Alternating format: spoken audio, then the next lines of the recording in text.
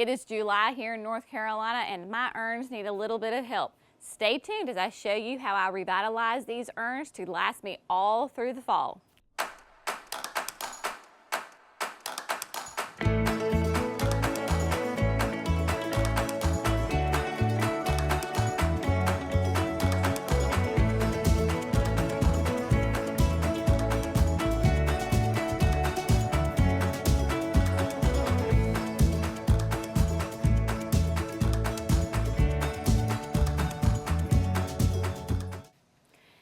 Hello friends, welcome to Gardening with Creekside. I am Jenny and here we are on the patio yet again, and we are just right in the middle of summer. It is July. In fact, it's the night after July the 4th. We had a fantastic celebration. I hope you did too, celebrating Independence Day.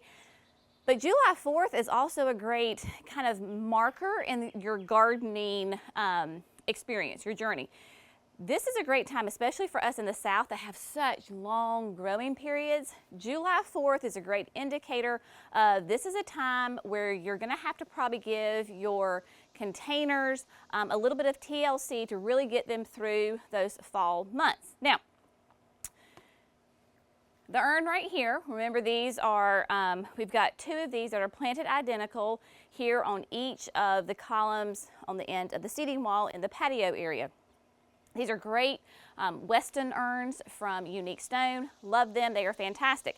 I planted these urns in, I believe it was in April. It would have been like mid to late April that I planted these. We did a video of me planting them. We'll link it in the description below so you can go back and watch that if you'd missed it. But what I did is I used the skyrocket grass, diamond frost, euphorbia, the morning star, super bell, and then the fiber optic grass. And it did glorious for months. It was absolutely gorgeous and stunning. We went away on vacation for a while and I had some people taking care of it while we were gone because these are not on irrigation. It proved to be very tricky to hide an irrigation line, so these have to be hand watered, which is something that you have to keep in mind.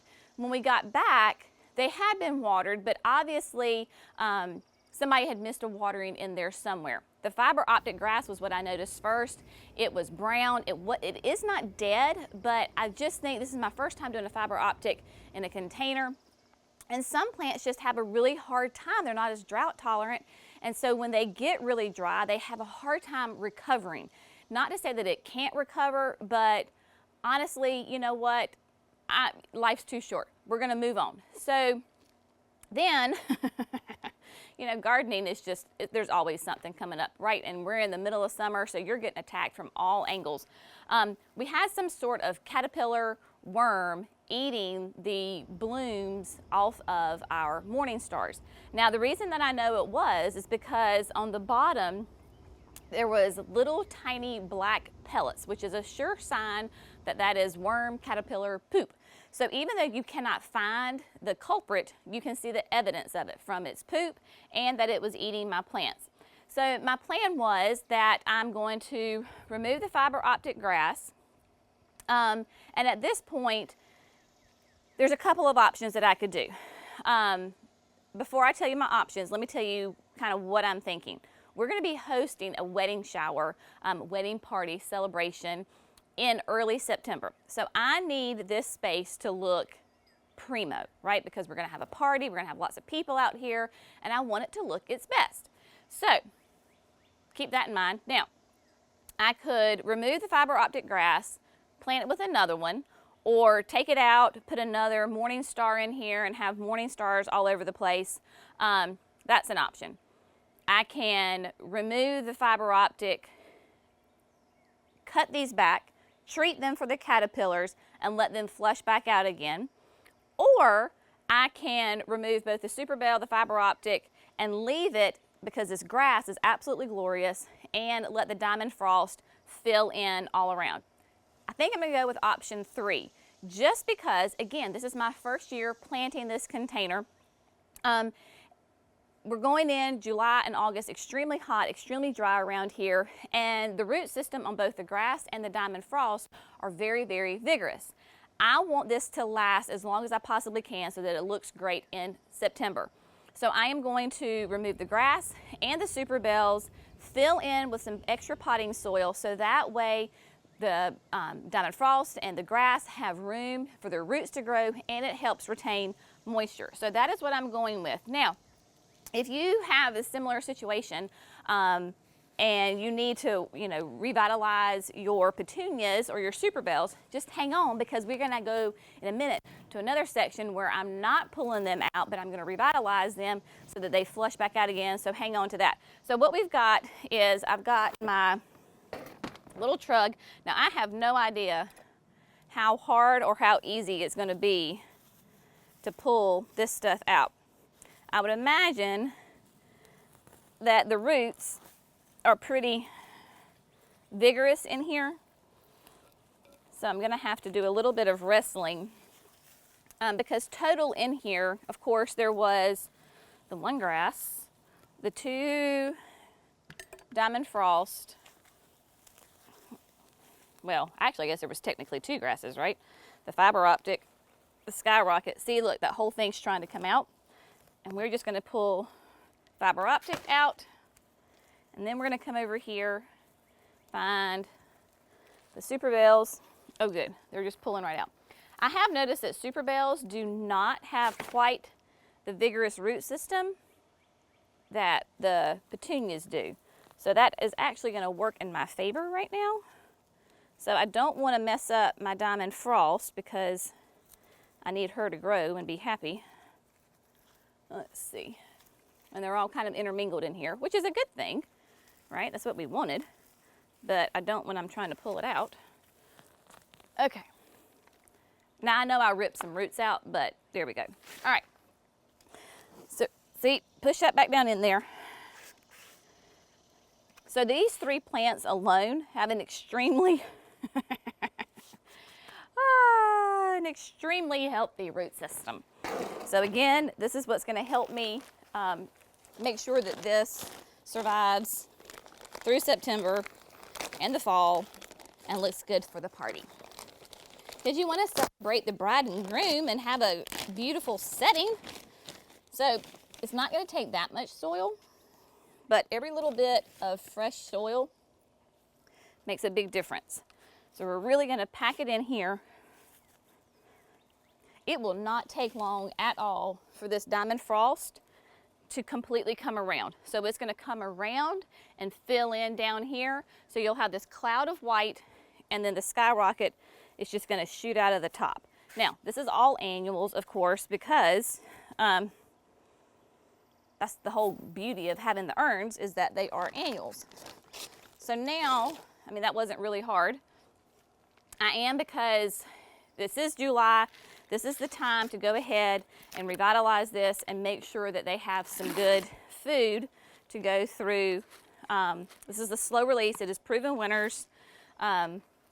They're continuous release plant food. Slow release is little pellets. All you do is just take it and sprinkle it on top of the soil, because this is released by temperature. So heaven knows we got plenty enough temperatures around here to let this release. But I love this because even on the days where I'm not water soluble fertilizing, they're still getting some food, which is great.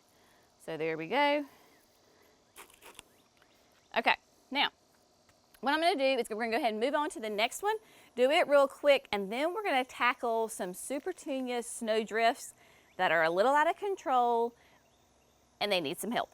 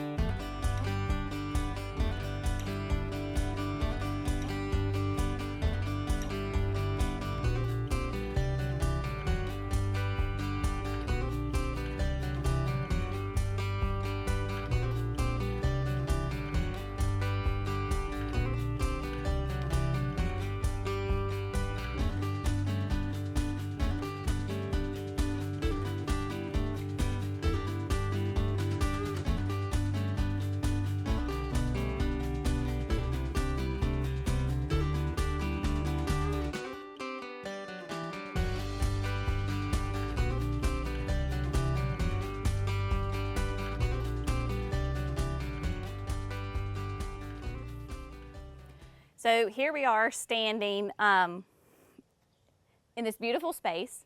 Obviously, the boxes on the patio deck are, they're loving life and doing amazingly well. I am gonna have to do a little bit of maintenance on them, but we're not gonna do that today. We're just gonna focus on this bed right here. I am trying to beat the heat. I am already glistening in the morning southern sun. So we're gonna try to get this done as quickly as we can. Now, let's just recap about what is in this bed. This is a blue chiffon, Rose of Sharon tree form. It's a standard. Right now it's kind of hard to tell because the petunias have grown through it and up a little high, which is fine. We'll get to that point in a minute. Then on each side of the blue chiffon, I have 2 David Austin roses. These David Austins will get nice and tall. These are going to be my tallest ones. They're going to be eventually in that 5-foot range, height range. So they'll pretty much, the blue chiffon long term will be taller, and then these 2 will flank it on each side. Obviously it's going to take a couple of years for them to get to their mature size. So this spring when I was planting, of course I wanted to keep with the light, cool, airy colors. And so I went ahead and planted the Supertunia Vista Snowdrift. These snowdrifts were absolutely gorgeous, but looking back at it, I should have done the Mini Vista White, because this is Mini Vista White that's here in the boxes and that's in the actual beds around the patio. They're doing great and they're just as vigorous. Snowdrift was a little too vigorous. So I have had to keep them cut out of my roses because obviously my main goal is to have the roses grow and be nice and healthy. So I've had to continually keep a circle away from the roses. The same critter that was eating my morning stars clearly has taken over and is eating my snowdrifts. So what I'm going to do is twofold. One, I'm going to whack the heck out of these things. I am going to cut them back.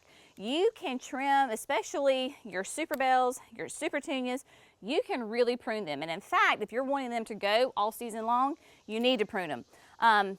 So I'm just going to get in here. I'm going to use, instead of clippers, I'm going to use like garden scissors because they're longer and I can get more leverage, more cutting done with each snip. So I'm really going to severely cut these back. So that's what we're going to do. You're going to watch me. I am not going to be gentle and tender on these things. I am just going to go and whack at them and really get them cut back. It's going to be a mess, but it'll be fun. So let's get to cutting.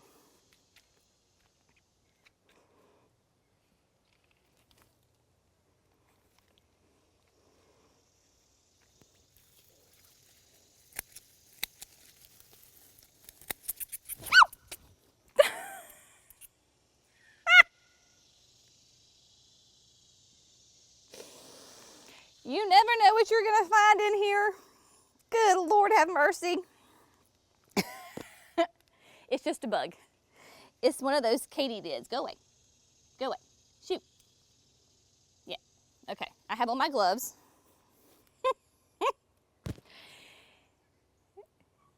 It's not that I'm scared of them. It's just that it takes you back by such surprise. So I think they're called katydids. There's these big, huge green things. He was actually up there last night. Okay, dude, you're gonna, okay, he's gone that way. But they make noises. Oh, dear heavens, that gave me a heart attack.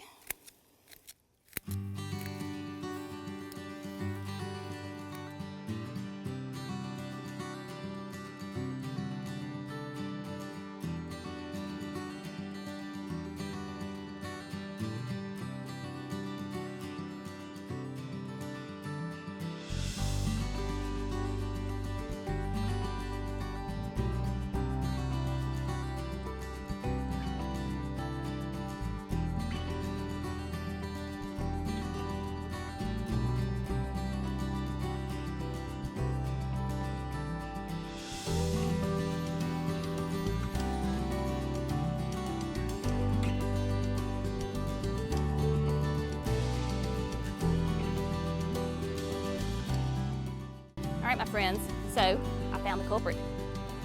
Let's see if I can show this to you. I'm running the camera by myself today. All right, is that focusing in? See that little fella? That, my dear, is what is eating my petunia blooms. So we're going to take care of that as soon as we get these guys trimmed back.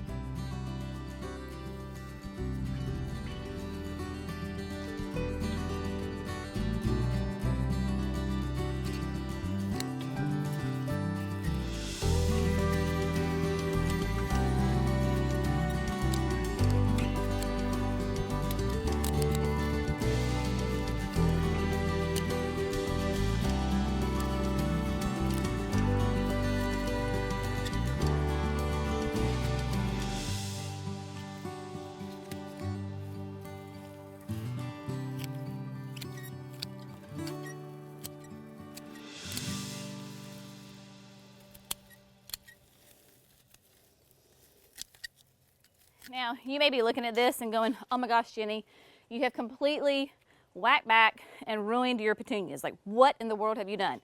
Well, my response to that is, did I whack them back? Heck yeah, I did. I mean, this is from experience. I know. Super petunias, you can cut them back. You're not hurting the plant, you're actually helping the plant. Did I ruin them? No, I did not. I'm helping them, I promise. Now, interestingly enough, like I said, I knew that we had a worm in there eating my blooms and starting to eat a little bit on the foliage. We found multiple of those. In fact, I'm sure I didn't even see, you know, nearly any close to being all of them in there. So what I'm going to do, maintenance on this at this point, I'm going to go ahead and get my slow release fertilizer.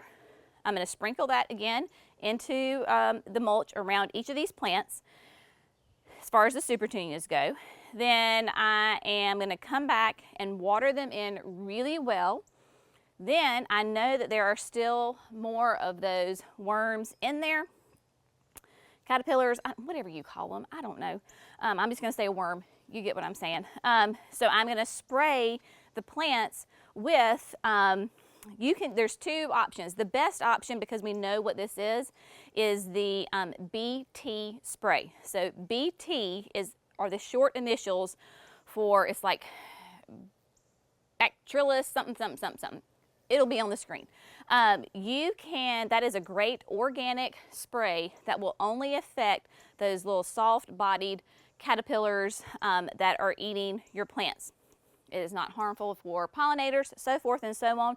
A ton of people make it, so as long as you find a spray that says, contains BT, then you know that that is a great thing to do. Obviously, depending on which one you get, will depend on the instructions. There are some that are ready to go, that are pre-mixed, and you just take the bottle and you just spray the plant. You really just have to follow the manufacturer's instructions on that, but you're just spraying the plant. This is something that you will have to kind of keep up with. This is not a systemic. Systemic means that it's an ongoing, the plant sucks it up and can protect it. Because it is an organic solution, this is a spray that we're going to have to keep up over time to make sure that those caterpillars do not come back and eat these petunias. I have noticed some holes, and you will see like this morning star right here has very few blooms on it, so I know that they're in there. So I will take care of these boxes really soon before they destroy all those super bells and super petunias. So again, maintenance, slow release fertilizer right now, get them really well watered in. Probably tomorrow I will come back and go ahead and do the water soluble fertilizer. And you're like, well, you just did the slow release, why are you doing water soluble? Two different things. Slow release, obviously slow, a little bit at a time and slow. The water soluble is a great jolt. It's like the high impact energy food, and that will get them flushed out. These will flush back out really quickly. Within 2 weeks, they're going to be huge, fat, beautiful, covered in blooms, gorgeous plants. Don't freak out, you're all right. My roses, I think, are okay because from those caterpillars, because I was already treating them with a rose protectant. And so I did see at one point one of the caterpillars on the rose. I got rid of that. So that is what I use for that. We'll throw it up on the screen or put it in the description.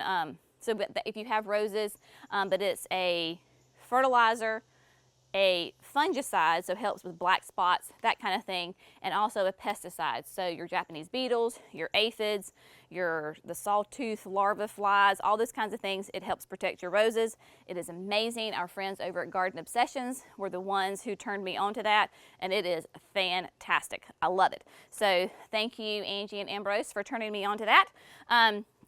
But yeah, so what I'm gonna do is clean this mess up, fertilize, and get to water, and it is hotter than hot out here, so if I might get a little wet, and that might be a good thing.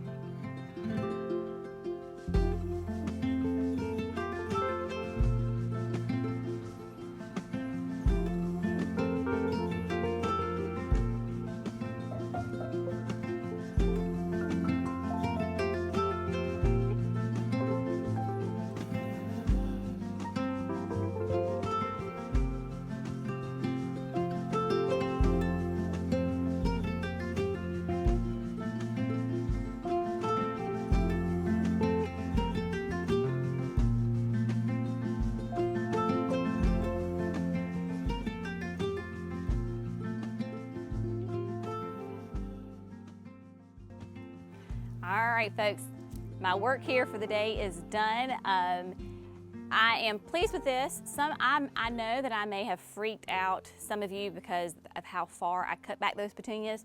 You just have to trust me that they are going to do great. Of course, I will keep you updated on their progress. It will take about probably 10 to 14 days before they get nice and thick and full again, but I promise this is really what is best both for the plant and my space. In pruning. Pruning is a good thing. Do not be afraid to prune your plants at the appropriate time.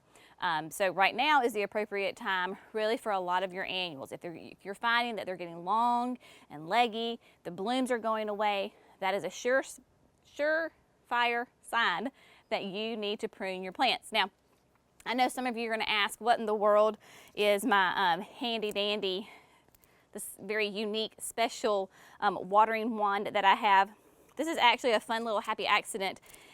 If you're a parent, you know that you can buy these kits where it has this little guy, and on the end of each of these little straws is a water balloon, so you can hook it up and you can rapidly fill up a ton of water balloons in a real quick hurry. So somebody had given Jackson a couple of containers of these for his birthday back in the spring, and he had it on the wand, and he was like, on the hose, and he was like, hey Mom, this makes a great watering wand, and it really does. So this is my cheap little hack of a watering wand. I don't use this everywhere, but it works back here. So yeah, if you get one of those containers of water balloons, it also turns into a great watering wand. Thank you so much for gardening with Creekside. I know also that y'all are gonna want a tour of this whole space. We are working on it. We want to get a couple of things done before we do kind of the grand reveal as far as the whole patio space in a comprehensive tour, so we will be sure. Just know that we are working on that, and don't fret. We're going to show you the whole thing all put together and give you an update on how everything is doing. But we couldn't be more pleased with this space. We're loving it. Last night with July 4th was the first time we have entertained out here, and it was positively glorious. It was fantastic. So I know this is going to be the first of many, many nights of fun and festivities in this space. As always, thanks so much for gardening with Creekside. Y'all have a great day. See you next time. Bye, friends.